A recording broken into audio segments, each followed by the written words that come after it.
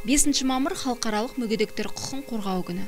Сондай-ақ Еуропа күні де 5 мамыр 1949 жылдан аталып өтіледі. Осы күні Еуропа кеңесі құрылды. 1925 жылы Қазақстан Компартиясы орталық комитетінің жанындағы әйелдер бөлімі шығарған Азат әйел газеті негізінде Теңдік газетінің алғашқы саны шықты.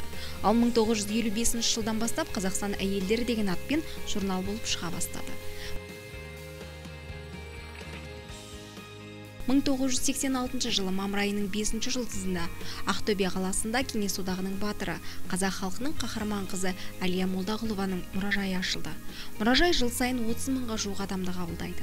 Мұрағаттар саны 7 мыңнан асады. Олардың қатарында Әлия оқыған Псков облысындағы Вятск орта мектебінің 7 сыныбының сабақ үлгерімі журналының түпнұсқалары, Кеңес одағының батырының грамотасы, майданнан әкелінген қару-жарақтар, ерлігі арқау болған 10-нан астам кітаптары, елге жазған хаттарының көшірмесі бар. Мұрағаттар қоры жылма-жылға толығуда. Өлкетанушы мектеп мұғалімі Сысенко бастаған Әлия іздестіру тобы жаз айларында Новгород, Псков, Калуга облыстарына сапар шегіп, ұрыс даласынан табылған құнды дүниелерді мұражайға тапсырылды.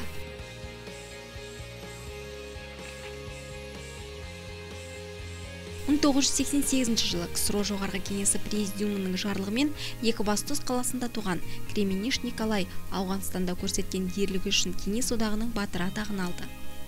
1991 жылы Табиғат экология одағы құрылды. Төрағасы Мэлс Елеусізов. Осы экологиялық одақ 2002 жылы мәртебелі Global 500 сыйлығына ие болған. 1995 жылы Жамбыл облысы Жуалы ауданының Мыңбұлақ ауылында Кеңес одағының батыры жазушы Бауыржан Момышұлының мұражайы ашылды.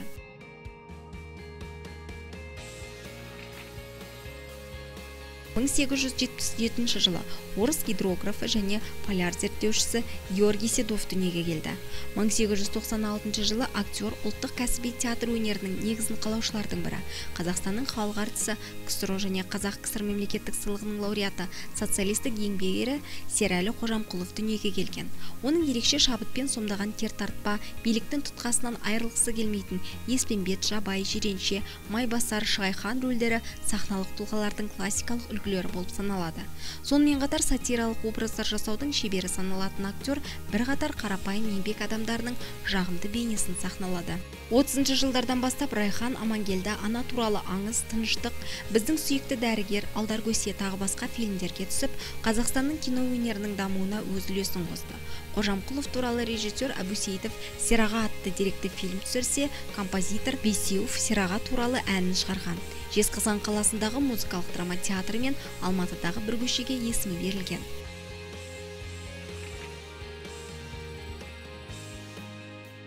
1910 жылы қазақ тіл білімінің негізін салушылардың бірі, түркітанушы, филология ғылымдарының докторы, профессор, Қазақстан ғылым академиясының академигі, Қазақстан ғылымның еңбек сіңірген қайраткері Нығмет Сауранбаев дүниеге келді.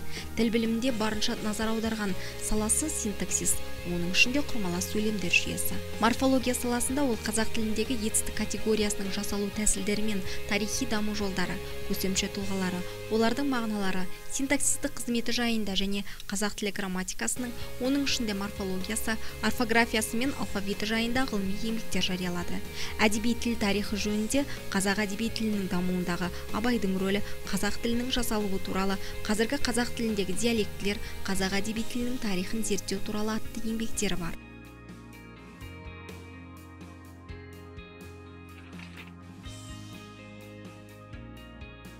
1910 жылы тарих ғылымының докторы, профессор, Қазақстан ғылымының еңбек сіңірген қайраткері Нығметолла Киікбаев дүниеге келген. Негізгі ғылыми еңбектері республикада өнеркәсіпті құру мен дамыту, қазақ ұлтын құру мәселелеріне арналды.